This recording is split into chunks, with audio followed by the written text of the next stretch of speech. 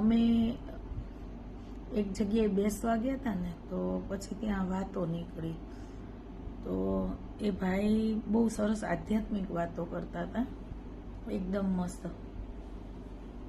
તો એમાંથી વાત નીકળી ને, તો એ શું કહે કે આપણા વડીલોના મૃત્યુ થઈ જાય ને, વડીલોના પછી એનો હાર પહેરાવીને ફોટો ઘરમાં નહીં રાખવાનો.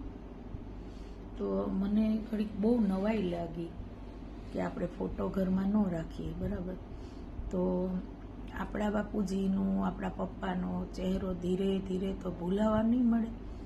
એકદમ તાજો ચહેરો, રોજ ઉઠીને નમન કરીએ, ફોટો રાખીએ, બહાર જઈએ તો એમને નમન કરીએ, આવીએ તો એ નમન કરીએ. માતા પિતા છે આપણા ભગવાન છે એ. તો એનો ફોટો રાખીએ, તાજું ને તાજું રહે, ભૂલાય નહીં કોઈ દિવસ. આમ બી ભૂલાય નહીં, પણ આ એક ચહેરો આપણી ઉપર આમ છપાયેલો જ રહે, એવો મને વિચાર આવ્યો. પછી ન રાખીએ ફોટો હાર પહેરાવીને આમ આપણા ઓલામાં રૂમમાં કે હોલમાં, તો પછી આપણા બાળકો કાલ મોટા થાય તો એને બી એ કઈ રીતે ખબર પડે કે આપણા દાદા કેવા હતા, કે આપણા નાના કેવા હતા, નાની કેવા હતા, દાદી કેવા હતા. એ બાળકોને તો ખબર જ નહીં. દાદા દાદીને જોયા જ ન હોય ને ગુજરી ગયા હોય તો, અથવા તો એ હોય પછી બી ગુજરી ગયા હોય તો બાળકોને બી ચહેરો તાજો રહે ને દાદાનો. કંઈ ને કંઈ દાદાની બી બહુ ઘરમાં બધી યાદ હોય, આપણે વાતો કરીએ બાળકો સાથે તો બાળકોને એ ચહેરો તાજો થઈ જાય.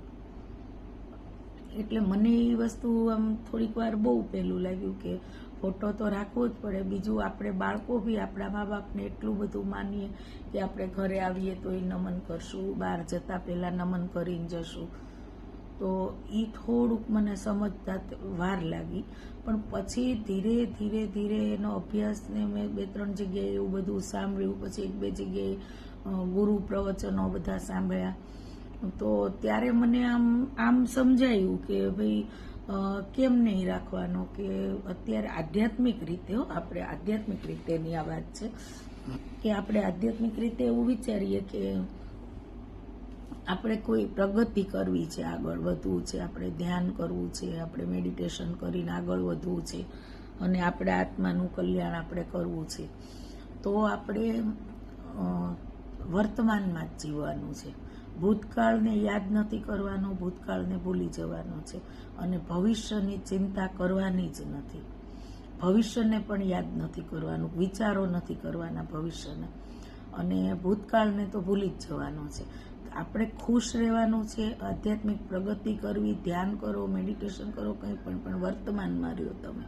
આવું મને શીખવા મળ્યું બધું. તો ભૂતકાળમાં આપણા વડીલોનું મૃત્યુ થઈ ગયું છે, તો એ વડીલોનું મૃત્યુ થયું તો આપણને એક દુઃખદ પ્રસંગ જ હતો ને, આપણા વડીલો ગયા એને.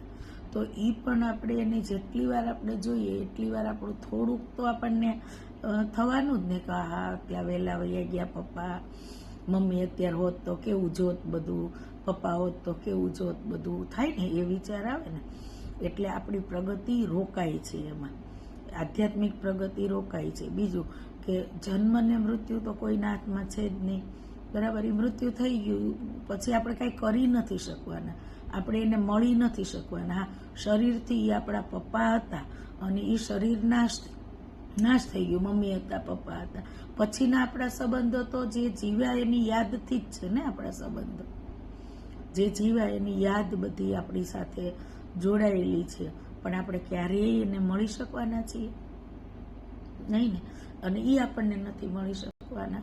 તો મૃત્યુ થઈ ગયું એટલે આપણે એ વસ્તુનો કહેતા નથી, ઓલું કે ગામડામાં એવું નથી હોતું રિટર્ન આવે સ્મશાનેથી તો કડવો લીમડો ખાઈ લ્યો, કડવો સંબંધ કરી નાખો. મેં એવું સાંભળેલું છે ને. તો મને એ પછી યાદ આવ્યું કે ખરેખર બહુ યાદ આવે, આપણે દુઃખી થઈએ, એ બધું આપણને થાય, પણ આપણું હૃદય હજી ત્યાં સુધી નથી એવું પહોંચ્યું કે આપણે એને ફોટો રાખીએ ના જોઈ શકીએ, ફોટો ન રાખીએ ત્યાં સુધી નથી પહોંચ્યા આપણે હજી. કે આપણને તો તરત જ યાદ આવી જાય મા બાપના ફોટા રાખવા, હાર પહેરાવો.